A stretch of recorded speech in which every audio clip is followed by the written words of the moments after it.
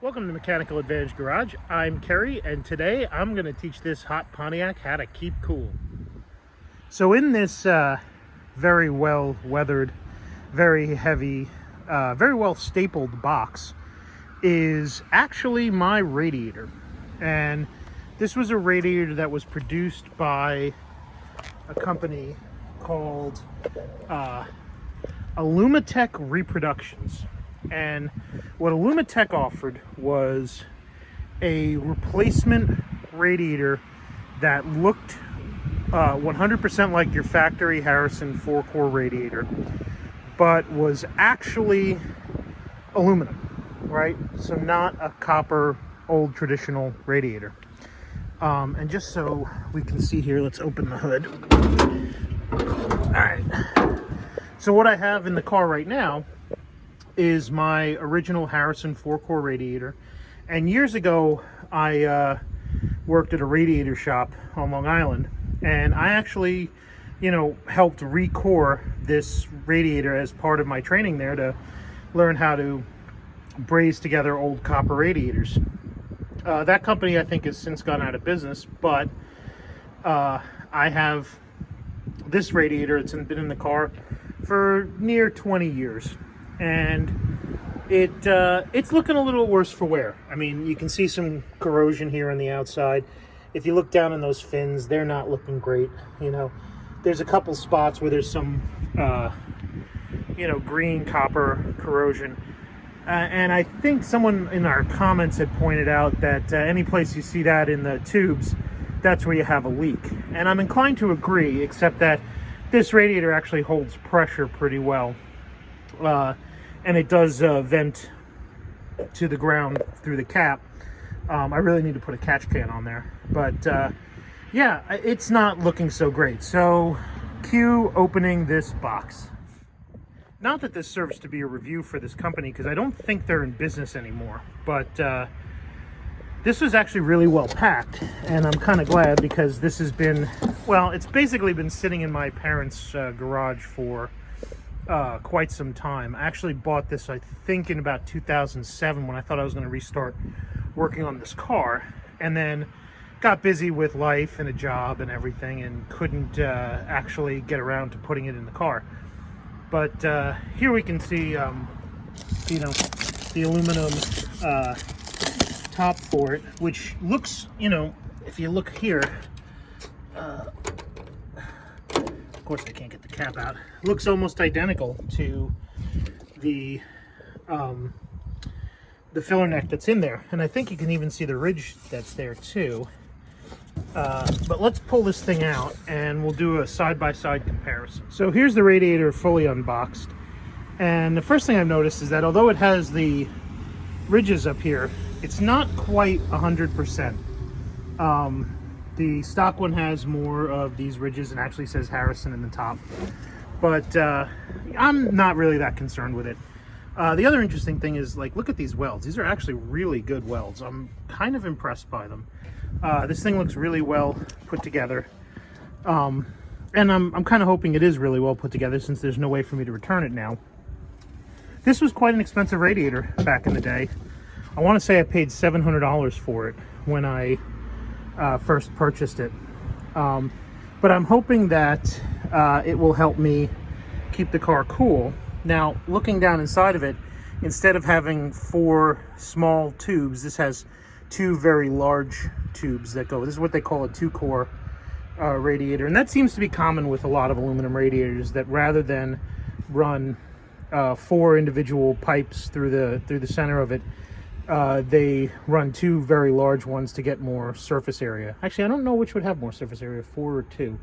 But either way, the heat conductive properties of aluminum are much better. So I'm hoping that this will solve a lot of the overheating problems that we have with the car, running at about 210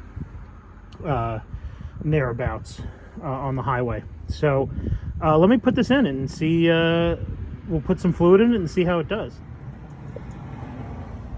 So the drain was pretty frozen on the radiator here. You can see it over there.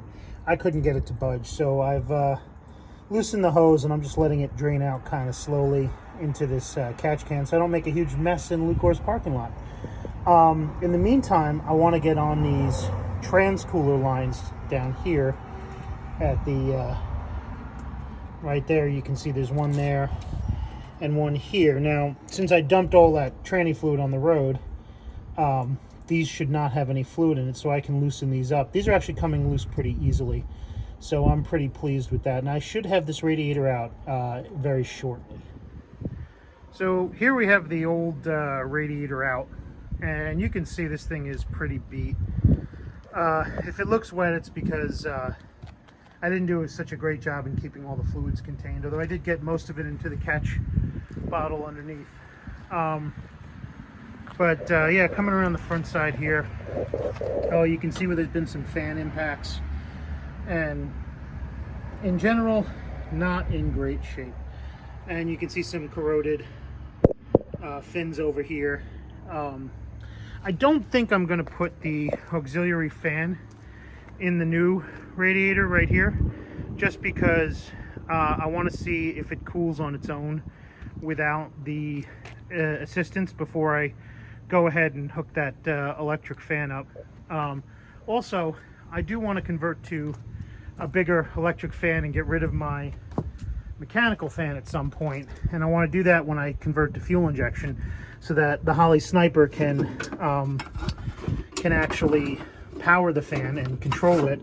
And what it'll do is it'll give me a full standalone engine management system instead of just a fuel injection system.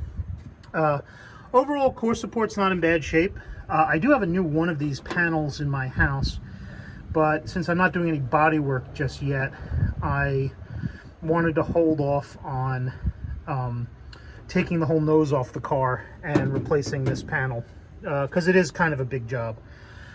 But overall, it doesn't look to be in bad shape, so let's get that new radiator in place.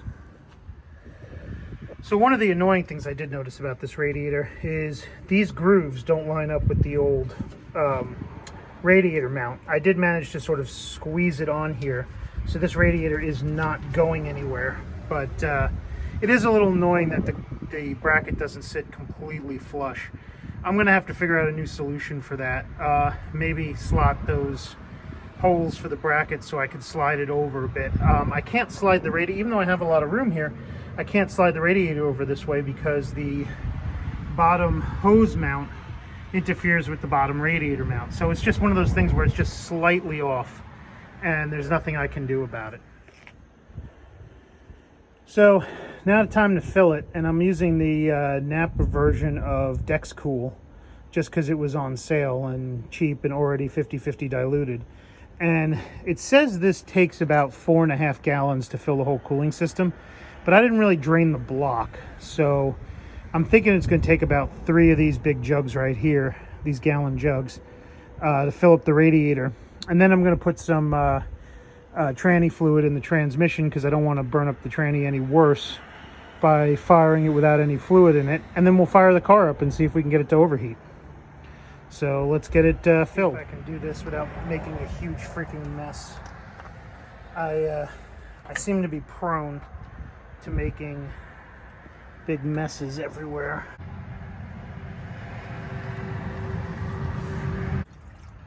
I don't know what it is about antifreeze. It's always such a pretty green color for as nasty stuff as it is.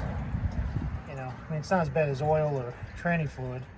It's certainly not as nasty as gear lube, but you know, having it laying around will kill your household pets. So I wonder why they never put an air hole on the back of these jugs you can just pop open. You know, these things always just make a mess.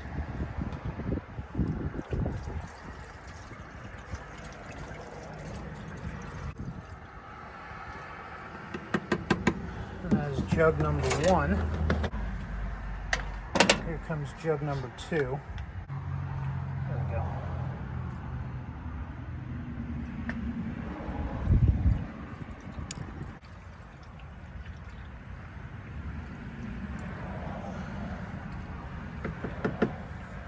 Well, that's almost filled.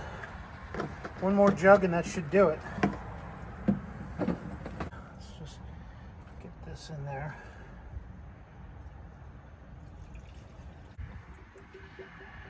Oh, making some air bubble noises. That's interesting. All right, let's put some trans fluid in and fire it up. So the temp gauge, I don't know if you can see it right here, seems to be holding pretty steady at about 185 at idle. So it seems to be getting all the bubbles out. Here we can see it's just sort of flopping around in there. So I'm gonna put more fluid in it, just a little bit more, put a cap on it, and then maybe we can take it around the block if it'll move. We'll see. I've topped it off, and here you can see it working some of the bubbles out. So we're gonna just let it sit for a minute, get the last of these bubbles out, and hopefully it doesn't get any trapped in the intake manifold or in the engine block somewhere, and start cooling. One of the things that does kind of annoy me about aluminum radiators is that you can see them from the outside. Although I have to say on this car, it's not as bad as it is on some other cars. I'm just gonna lie and tell everybody it's an intercooler and not open the hood, because I think that that's funny. But yeah, maybe at some point I'll fog that aluminum radiator in black. But it actually kind of gives you an idea of how bad the airflow is on the front end of these cars. Even though it has those mesh grills and that bottom slit, there really isn't a lot of air that gets through. Those mesh grills do not pass as much air as you would hope they do. And so it's one of the reasons why these cars are prone to overheating. One of the many. Water pumps and radiators being the other ones. Oh, and cranks being out of phase on like 30% of the cars, which hopefully it's not that case on mine.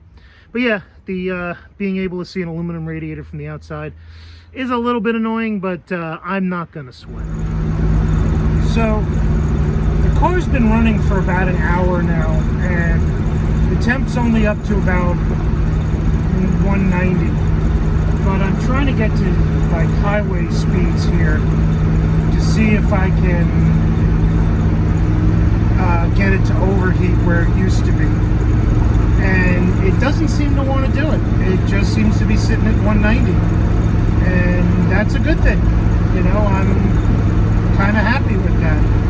I'm cruising at about 55, which is the speed limit for this road anyway, so I'm not really trying to get arrested or anything. But, you know, I really want to see if I can get this to overheat in a way that it was before.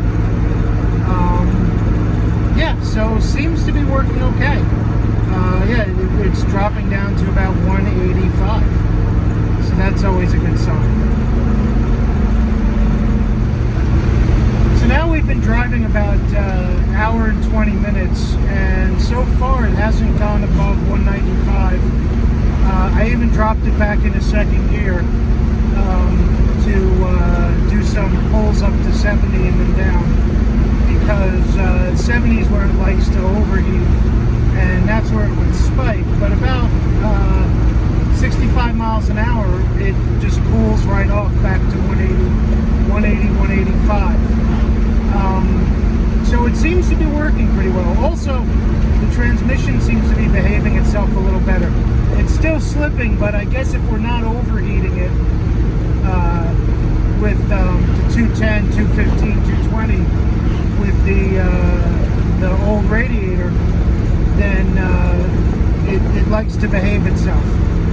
So yeah, seems to be working pretty well actually, and I'm kind of pleased that this new radiator is working out. So let's get back to the shop and I'll do a post-drive inspection, look for leaks and see what I can find. Okay, so far so good. I don't see any leaks out of the tranny lines down at the bottom there.